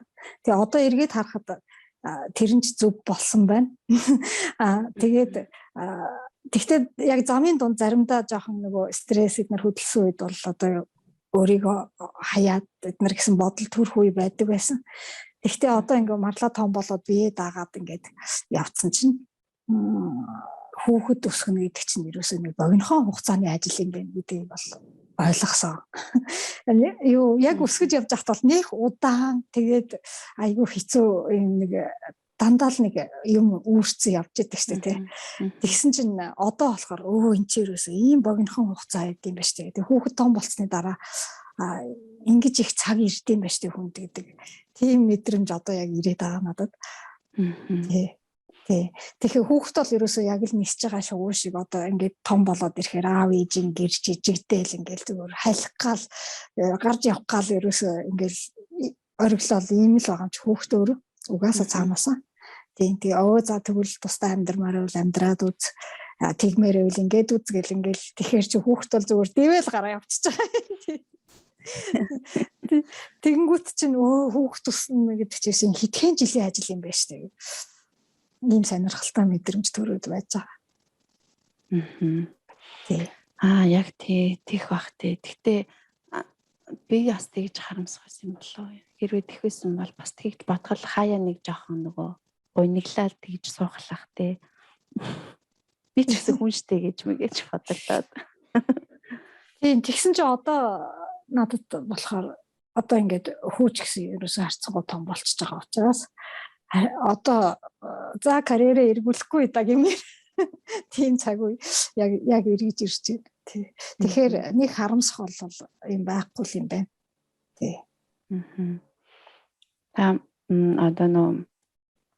Одоо энд амьдарч байгаад одоо янз бүрийн байдлаар амьдарч байгаа буцаж байгаа ч хүмүүсээ сунхаад ингээд одоо дөнгөж ирж байгаа хүмүүс сонсож байгаа гэж сонсох байхаа л гэж найдаад байгаа л та. Тэр хүмүүс ер нь Японд улсад амьдарч байгаагийн хувьд ер нь ямар боломж юуг нь энэ улсаас заавал авч үлдэх хэрэгтэй шүү гэж тийм одоо хэлмээр санагддаг залуучуудад хэлмээр санагддаг тийм юм байна уу?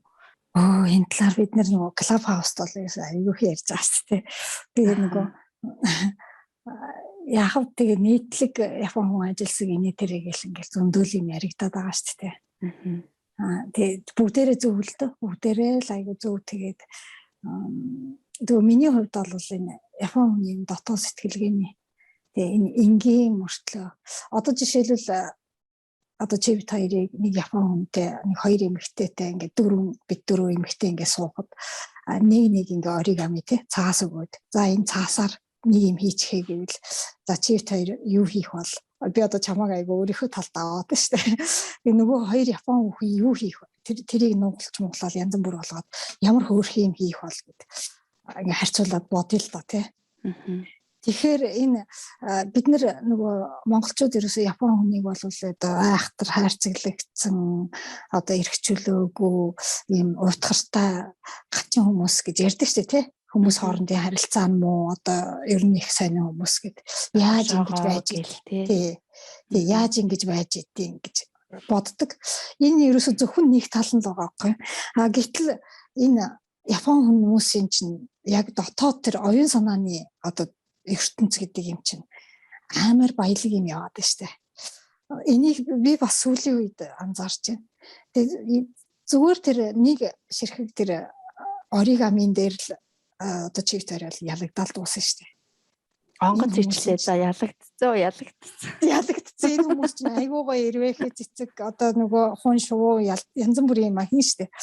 Тэгэхээр яг гих мэтлэн тийм нөгөө энэ яаж энэ чадварыг хэдийн насанд нь юу хийснээр энэ хүмүүст шингэсэн байна вэ гэдгийг сүүлийн үед би бас олж харъя гэж жоох хичээж байгаа. Тэгээ энэ дотоод ертөнцийн Японы одоо манга одоо энэ хүүхэлдэйн анимашн янз бүрийн юмнууд байна шүү дээ. Тэгээ энэ энтертейнментууд эднэрийн онцлог нь юу вэ? Тэгээ иймэрхүү юмнууд чинь ингээ маш юм зөөлхөн хэлбэрээр эсвэл одоо NHK-гийн нөгөө телевиз эднэр байгаа шүү дээ, таны мэдхүү энтер. Ингээд энэ элдв энэ контент юм хүмүүд чинь ингээд маш зөөлхнөөр ингээ хүнийг ийм гоё болгочт юм байна шүү дээ. Тэр оюун санааны чадамж гэх юм уу, сэтгэн бодох чадамж гэх юм уу. Тэр одоо бидний нөгөө хараад байдаг хаагдмал өрөөгдмөл нөгөө Япон хүн чинь тэг үнэндээ бол яг тийм биш амар том агуулмжтай яваад байгаа байхгүй. Одоо жишээлбэл саяны тэр одоо Токиогийн олимпийн нээлт гэхэд харъя л да тий. Маш энгийн мөртлөө ерөөсөө үнэтэй мөнтэй элдв долоон болохгүйгээр тэгсэн мөртлөө маш өндөр тийм одоо мессеж тэрийн үзүүлбэрээс өгж байгаа тэр мессежүүд тий. Тэр юмыг одоо яасан тийм зөөлхөн аргаар энгийн аргаар тийм маш том тийм мессежийг ингээд дэлхийн нийтэд өгч чадчихэв бид нар гэдэг чинь энэ өөрөө Япон хүний айгүй том онцлог нөгөө humor гэж ярьдаг шүү дээ. Тийм юм байгаад байгаа байхгүй. Тэгээ энэ юм биднэрт бол айгүй хоцрогдолтой баг байгаад байгаа.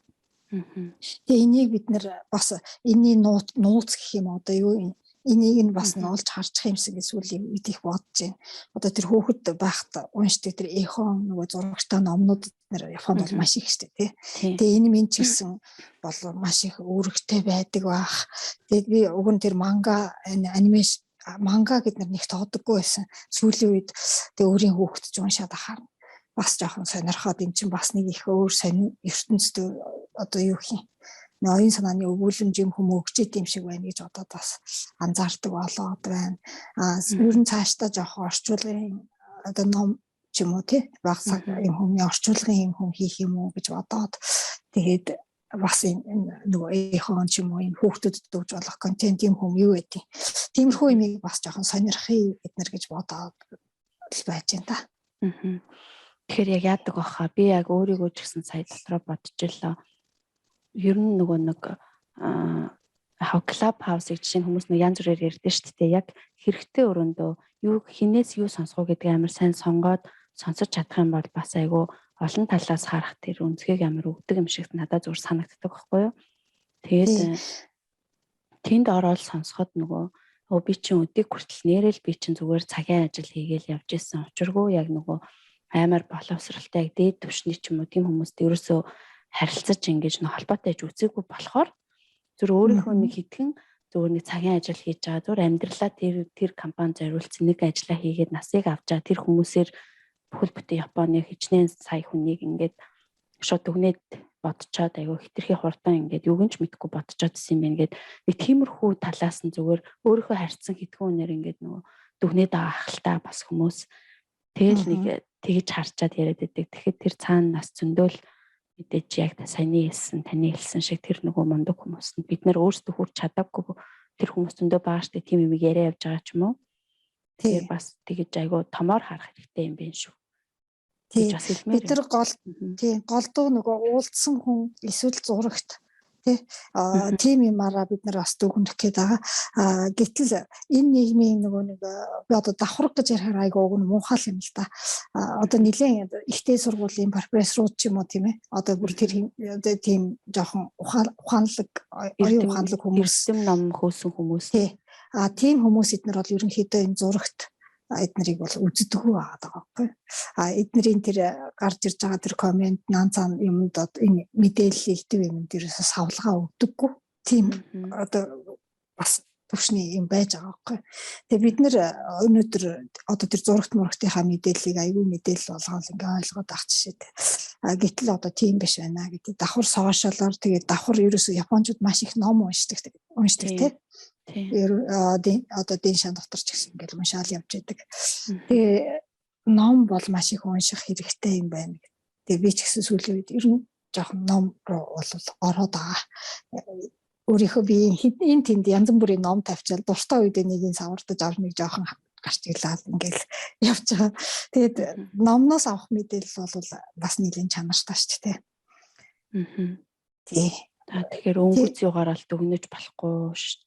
Юу яагаад ер нь бол аль болохоор жоохон шуналтай гэх юм аль болохоор жоохон гүнзгийр өнөл орох юмсан гэж бодвол арай илүү өөр юм харагдаад яваад ахуулуулж л бодож байна. Ер нь Монгол буцна гэж ер нь боддог уу? Боддог. Тэгээ хүүхдүүд том болоод одоо нэг яачих юм бол энд одоо юу хийж суух вэ? Тэгээ Монголд очиод юу хийж амьдрах уу гэл одоо төлөвлөгөө бараг гаргацсан л байгаа юм байна да. Оо төлөвлөгөө нэг сүртэй тодорхой юм гаргасан юм бол баггүй. Тэгээ иймэрхүү тал дээр бол яс айгу юу штэ хамаагүй штэ. Надад бас нэг манай захирал нэг 80-аад насны өвгөн хэлсэн удаа байдаг. Нэг өдөр ингэж чи одоо хэдэн настай вэ гэх. Тэгээд насаа хэлсэн чинь одоо л мөнгө хийдэг нас чинь эхэлж байгаа юм байна. Тэгсэн чинь надад бол айгу сайхан мэдээсэн тэр чинь. Тэгээд тэгснэ юу яадаг нөгөө одоо л яг нөгөө ер нь төлөвшөж гэнэ гэд. Тэгээд Японч хүний амьдралыг нэгсэн юу яа нөгөө хүний амьдралыг нэгсэндээ 100 нас гэж үзэж одоо нөгөө нийгмийн даатгал, эрүүл мэндийн даатгал янз бүрийн системүүдээ одоо өөрчлөд байгаа штэ. Нэгсэндээ маш их урт наслаад одоо 100 насны амьдрал гэж үнийг үздэг болоод байна. Тэгээ эргээд бодоход 100 насны талыг нь л авах гал явж штэ. Дөнгөж ид үдэл ирж штэ та. Тэгээ бодонгууд өөрийгөө айгу голхон болоод тэгээд их л хөнгөн хэлбэртэй яваад байгаа шүү дээ. Би бас манай ээж энэ Японд ирчээл ер нь ирээдгүй байхдаа ч гэсэн нөгөө одоо хөвшин хүмүүс гэлээ өөрийгөө ярьдаг байхгүй одоо дөнгөж 60 хүрч байгаа тэгэхээр юу яриад байгаа одоо энд наач би бүр даал гарцсан хүмүүстэй ажиллаад бүр надтай бүр ингээ надаас энэ хэрэггүй гэдгийг нөгөө компанидаа ч юм уу хүмүүст харагдчих үедээ болчих үедээ гэл зэрэгцээл яваад байгаа юм чи. Тийш амар өөрчлөлттэй тий. Юу ингээ ажил хийгээ явж байхад өөрийгөө биднээс хурдан хөдлөн тий. Харин тий амар айхтар ой ухаан хүртэл надаас илүү баг. Мундаг гэдэг шүү дээ. Санж манаал айгүй сайн санж мандаг юмыг. Тий. Тэгээд тэр үгэнд баясаад тэг өөрийгөө айгүй залуухан одоо ингээд юм одоо мөнгөтэй олгож байгаа. Одоо юм их цаа хүн гэж бодоод яваад байгаа шүү дээ. Тий. Одоо нэрэл та өдийг хүртэл амьдэрсэн ч гэсэндээ яг одоо нөгөө мөнгө хийн гэж бол хүүхдээ ингэж дэмжиж төвшиж туулж одоо ийм одоо замналт хүрэхийн тулд бүхэл өөртөө олдож байгаа тэр санхүүгийн бүх юмаа л бас зарцуулах тэр хэмжээний л зарцуулах байлгүй тий. Энэ спортын энэ төр юу төрөл мөрлөөсөө хамаарат мөнгө төгрөг бол ахавтар зарцуулагддаг. Тэгээ энэ уран гулгалт ялангуяа энэ өвлөлийн спортод угаасаа маш их зарцуулагддаг. Энэ хөгжингүй орнуудад ч гэсэн өвлөлийн спортоор оролцдог хүмүүс бол баян хүмүүс гэж яригддаг юм байлээ. Та баян юм. Тэр мөрий чинь юуг ч мэдэхгүй дотор нь ороод ингээл явцсан хүн шүү дээ би чи. Тоож байгаа ч юм байхгүй. Тэнэг хүн дэлхий дундуур гэдэг шиг л. Тэгэл баг ард нь гарсан мундаг шүү дээ. Инээдтэй. Та тэгээд одоо ингээд одоо энэ байх хугацаанд ер нь амар муухай тийм муу Японтод харж ирсэн үү? Ямар нэг байдлаар. За одоо ёстой бурхны өрөөлөөр одоо нэг айхтар юм уу юмтай бол таарж үтсэнгүй. Тэгээ өөрөө ч гэсэн би 3-0 юм чи. Тэгээ ер нь өөрөө ч гэсэн тийм эрсдэлтэй газраар бол явсангүй. Тэгээ аль болохоор тэгэл сурах мэдрэх тэр одоо тийм юу газар тийм юмар л явсан учраас харцсангу гайгүй шүү. Шүү дээ. Зарим нь бол тэгээ бас айгуу янз бүрийн юмнууд бас хүмүүсээс сонсоод пүүх тийм хүн бас байд юм уу гэд тийм яриа бол сонсч л байсан юм байна. За тэгээ түрүү нөгөө хоёлаа хальт нөгөө дурсаад өнгөрсөн нөгөө их хэлний асуудал байгаа шүү дээ. Нэг хэсэг чинь нөгөө клуб хауст бөө юм болоод одоо нөгөө гадаад зэдэг ээж аав нар ингээ хүүхдтэй монгол хэлийг заахгүй байна гэлтэй тэр нь ингээ залхуу болохоор тэгж гин гэд тэрэн дээр бас ингээ хүн болгоны айгу гадаад амьдарч байгаа хүмүүсийн амар хийгдэг хүргэсэн шүү дээ тий. Тэгээ тэрнээр би ч гэсэн яг бодож ирсэн нэрэл одоо ингээ хүүхд цэцэрлэг сургуультаа ингээ яваад бид нартай яг сэрүүн байгаа цаг нь 2-3 цаг тэр хооронд би өөрөө ажилласаа тарж ирээд хоол ундыг хийгээл хувцсыг нугаагаал унтуулах цаг ингээ болчиход яаж нэрэл хизээ завандаа бас монгол хэлгээл япон хэлээ ядчих хат ингээд сууж авах үү яагаад ингэж байгаа юм бол гээд амар гомдож айгүй мухад дургу урчижсэн байхгүй тэр нэг хүний юм дээр. Тэгээ тэрэн дээр та бас одоо Монголд байгаа хүмүүс манай подкастыг бас нэлээд сонсдог юм байлээ. Тэгэхээр ингээ биднийг төлөөлөд гоё ерөнхийдөө ингээ хилээд ойлголт өгүүлнэ. Одоо их хилээ үзээгүй байлаа гэд одоо яах вэ сурчхан штэ гэж бол би бодоод байгаа хгүй бас таны нэг хүн хэлсэнтэй яг санал нэг тэрийг нэг гоё хүмүүс нэг хилээд өгөөч. Тийм. Ер нь яг нөгөө одоо гадаад байгаа хүүхдүүд одоо нөгөө монгол хэлгүй. Тэгээ монгол хэлгүй хүнийг одоо монгол хүн гэхгүй ч гэх шиг нэлээд бас тийм ахтар хэлдэг хүмүүс эднэр бас цөөнгөө байна л да. Тийм үг бол арцсангүй сонсогддог гэдмэр байна. Тэгээд энэ дээр зүгээр эртээд тэр яг яриа мөрөн дээр болохоор нэлээд мэтгэлцээний шин чанартай зүгээр би болохоор тийч хэлсэн байгаа. За монгол хэл бол нэг хүний сурд болдоггүй хэл юм уу эднэргээд хэлчихээ. Тэгээ бас ер нь заавалчгүй хүн багадаа сурах хэрэгтэй юм уу? 10 настайдаа 20 настайдаа эсвэл 50 настайдаа 60 настайдаа сурж болдоггүй юм уу тийм ээ. Тэгээ заавалчгүй ингээд ийм амар хатуу хэлбэрээр яагаад ингэж боддtiin бэ? Эсвэл одоо ингээд хүүхдээ Монголд ингээд 100-ны амралтаар дагуулад очицсан явж хахад өөрийн ах トゥ хүртэл те монголоор яриач чи. За чи зүгээр маяглал л шүү дээ. Зүгээр монголоор яриач нар гэл. Айгу тийм юу ч манайхан бол юу ч боддгоо хэлцдэг шүү дээ хүүхдэд. Тэгэнгүүт тийм та яриа. Хүүхэд тэгэнгүүт нөгөө өөртөө итгэх итгэлгүй болчингуудаа нөгөө ярихаасаа зовоод ингээд бие хураачих жишээ те. Тэгээ иймэрхүү тохиолдолд байдаг л да. Тэгэд ерөнхийдөө энэ яг их хэлээ багтаа сурсан байвал хамгийн сайн. Тэгвэл гадаадд орчны шал өөр нөхцөл бид нэр хүүхдээс тэрийг шаардаж ол ерөөсө болохгүй шүү дээ. Тулгаж болохгүй шүү дээ. Нэгдүгээрт энэ хүүхд чинь бид нар гадаадд авчирсан тий. Тэгээд чи энэ хэлээр л ярих хэрэгтэй гэж ингээл ноцоол хүүхдэд тий. Энэ чинь угаасаа байж болохгүй асуудал шүү дээ. Хоёрдугаарт гэвэл монгол хэлгүүгээрээ монгол хүн бол биш. Тэр гэсэн тийм бол байхгүй шүү дээ. Гуравдугаарт бол сая хэлсэн. Монгол хэлийг хэдэн настайдаа сурж болно. Угаасаа тийм аймаар онцгой хүн сурж болдоггүй хэлж биш. Бусад гадаад хэлтэй адилхан.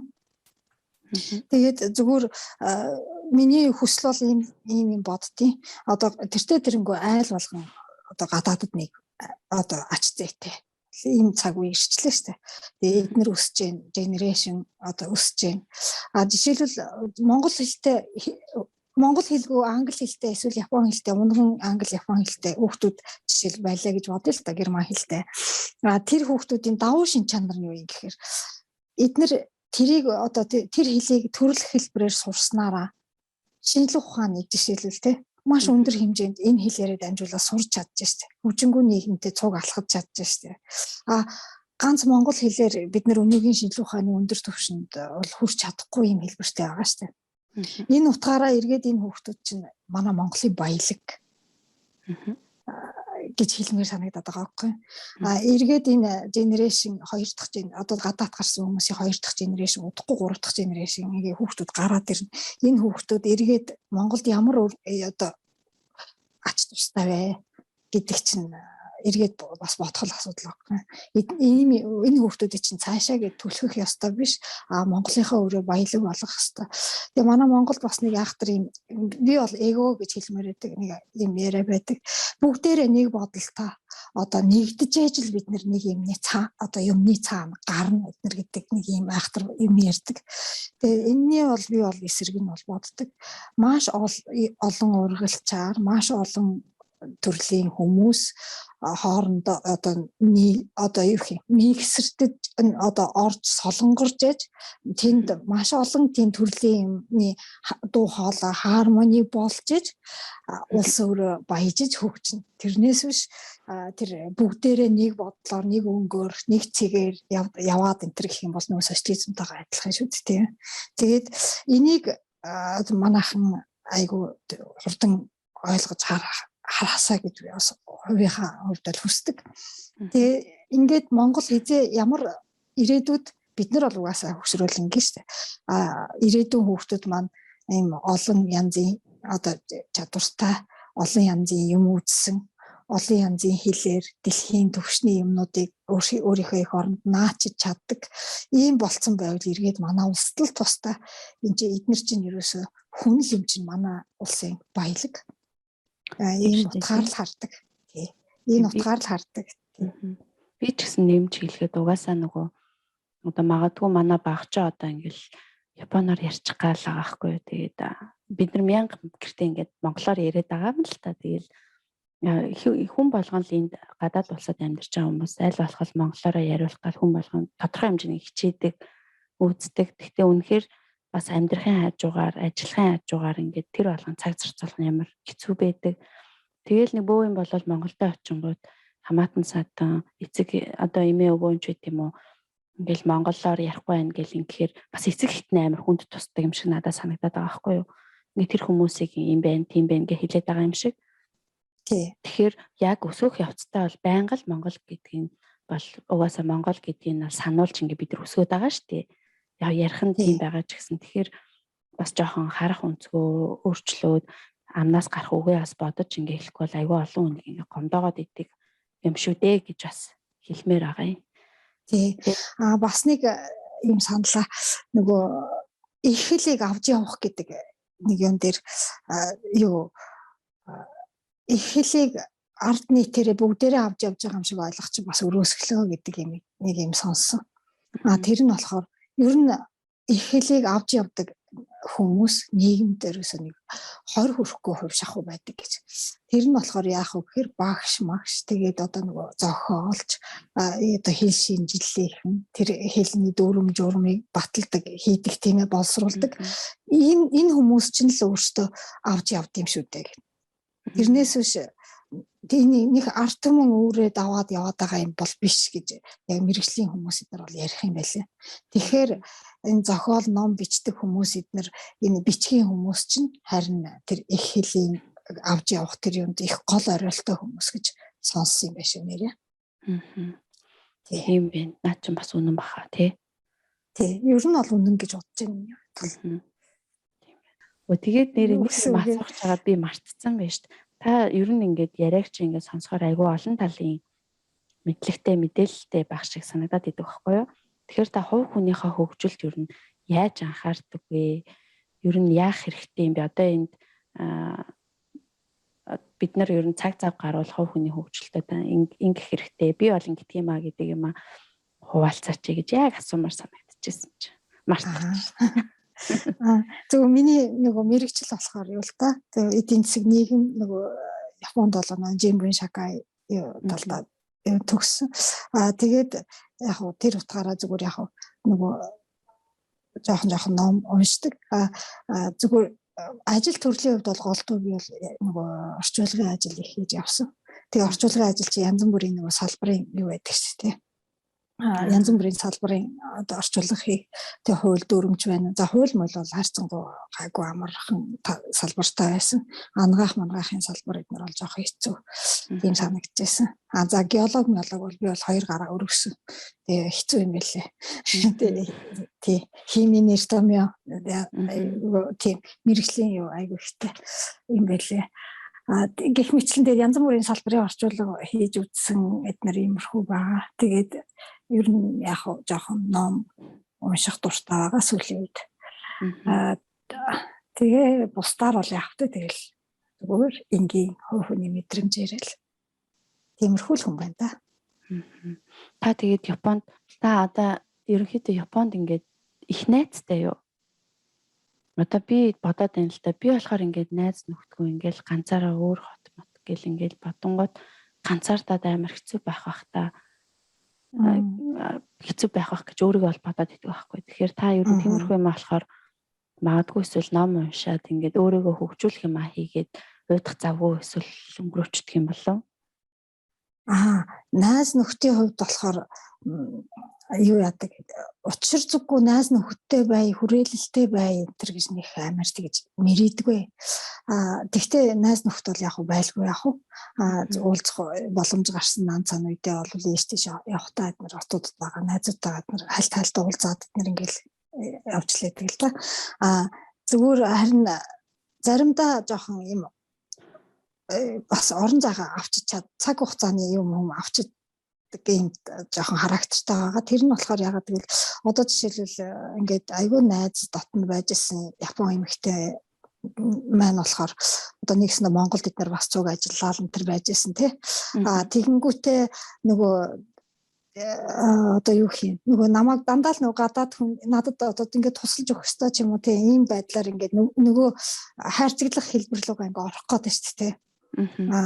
Тэгээ тэрийг би тодорхой хэмжээнд мэдэрчээд байхад нөгөө хүн мэдрэхгүй бид нар бол за тэгвэл энэ ийм харьцаглагцсан харьцааг бол ерөөсөө зогсоё гэж бодох юм бол пад гэж зогсоод тэр чигээрээ жоохон харилцаагаа зогсооход тэгээд яачдаг эднэр жоохон тийм адарч юм уу тийм зам бол байгаа. Тэгээд тодорхой хугацаа юм хүн өнгөрсний дараа ингээд дахиад яах ч юм уу харилцаагаа үргэлжлүүлэх ч юм уу тийм ээ.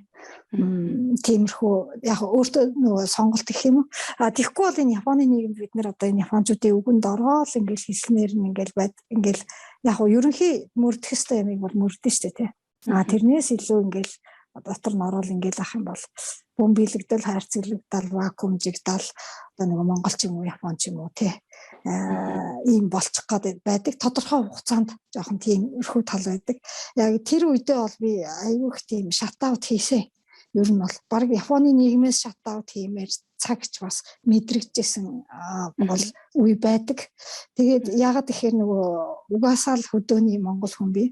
Тэгээд тэр шин чанараа хадгалж үлдэх гэсэн тийм юу өөртөө мэдрэмж бол байсан юм шиг байна. Тэгтээ яг одоо юу тийж амар шатаут хийгээд нанцаад болцсон юм бол байхгүй л дээ тодорхой хэмжээнд жоохон энийг бол байлий. За энэ хэмжээнд бол бай. За энэ өөрийнхөө япон хэл мэлийг ч гэсэн энэ хэмжээнд бол зогсчихё. Одоо тэрнээс цаашаа бол байлий. Өнтер гэсэн нэг тиймэрхүү жоохон хэмжүүрүүд өгөөд тэгээд зүгээр хамгийн гол нь яг аав ээж ах дүүс эднэрээс хол ингээд явхад ерөнхийдөө жоохон тодорхой хэмжээний ганцаардал бол үүснэ шүү дээ. Тэгээд ирэхэд яг явандаа хүн өөрийгөө их таньж мэдж эхэлт юм байлээ. Тэгээ баг өөрийгөө таних аялалд явсан хүн шиг иймэрхүү л байгаа шүү дээ. Тийх бах тий. Монголд болохоор ч нөгөө бужигнаал юу өөрийгөө таньж мэдэх ямар ч завгүй ингээл ганцаардагч боломж гарахгүй байгаа дах шиг үдийн тий. Энд ирэхээр амар ганцаардал бид тэний 20 жил болсон гэхээр яаж энэ хүртэл явсан юм бэ? Одоо жишээлбэл эндээс өөрийнхөө зовлон яриад жишээлбэл өөрийнхөө ээжэд одоо өөрийнхөө энд ирчээд энд байгаа зовлонгоо би тэнд хэллээ гэхэд ерөөсөө тэр чинь айгүй ойлгомжгүй байгаа байхгүй. Нөгөө хүмүүст бол эндхийн орчин тэр чигээр очихгүй шүү дээ миний ярианаас. Тэгэхээр тий янз бүрийн ойлголтын зөрүүнүүд гарна.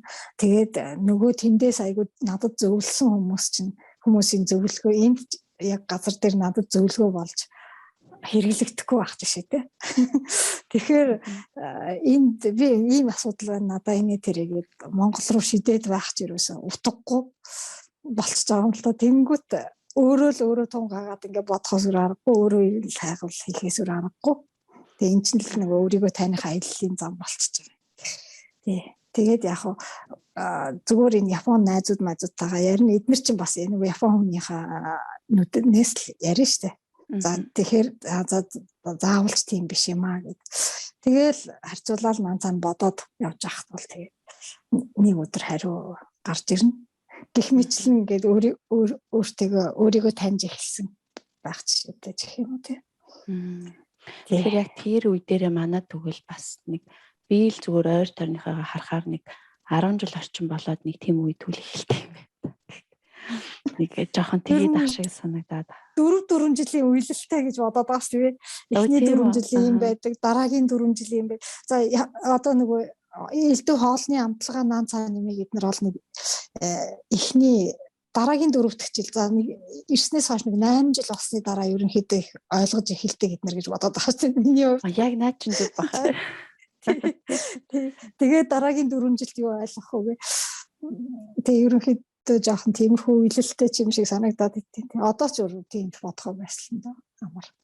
За ингээд айгүй олон талын юм хальт юу ч зөндөл юм ярьчихлаа. Тэгээд авах гэхийн ухаанаар хандаад манай сонсогчд маань subscribe дарахаа битээ мартаарай. Facebook манай бас Yummy Moms in Japan гэд пэйж хуудас байгаа, групп байгаа. Тэгээд шинэ сарын хичээхаа бас нөгөө Марлагийнхаа Instagram-ыг 50 пэйж хуудсын 50 тэндээс бас ингээд мэдээлэл аваад яваарай, бас фоллоу хийгээд ингээд би бинийгээ дэмжиж явцгаая гэж бас уриалмаар байна. За ингээ хоёулаа бараг ойролцоогоор цаг 30 минут орчим ярьчих шиг боллоо. Тэгэхээр ямар ч гэсэн энэ одоо 12 бас өнгөрч ийн шөнийн те. Тэгээд энэ амарч авах хугацаагаа ингээд бид нарт зориулаад, манай сонсогчдод зориулаад бас өөрийнхөө амьдралын туршлагаа, туулсан замлаа ингээ хуваалцаа, зөвлөгөө гоё хүргэсэн, үзэл бодлоо хуваалцсан шинэ сарын хичээлд маш их баярлалаа. Тэгээд сүүлийн хормыг бас би танд өөрөө ингээ хэлмээр байсан ч юм уу, ер нь бол бодож авдаг тэр зүйлээ хэлээсэ гэдэг энэ сүүлийн хормыг танд үлдээж байна. За ямар ч нэг тийм тустай юм болов нэг ярьж чадаагүй бах. Тэгээд ингийн над чиг хүнээс ингээд ярьцлага авсанд маш их баярлалаа. Зүгээр л ингээл өстой цай угаа сууж байгаа юм шиг л ярьж чаглаа. Тэгээд тэгтээ яг ингээд надаас ярилцлага авсанд маш их баярлалаа. Сонсож байгаа хүмүүстээ бас амжилт хүсье. Үр хүүхдүүд нь олон юм сурч мундаг хүмүүс болж өсөөрэй гэж ерөөё гэж бодож байна. За, ерөөл Батаршгэ. За ингээд энэ хүрээд дууслаа. Дараагийн дугаараар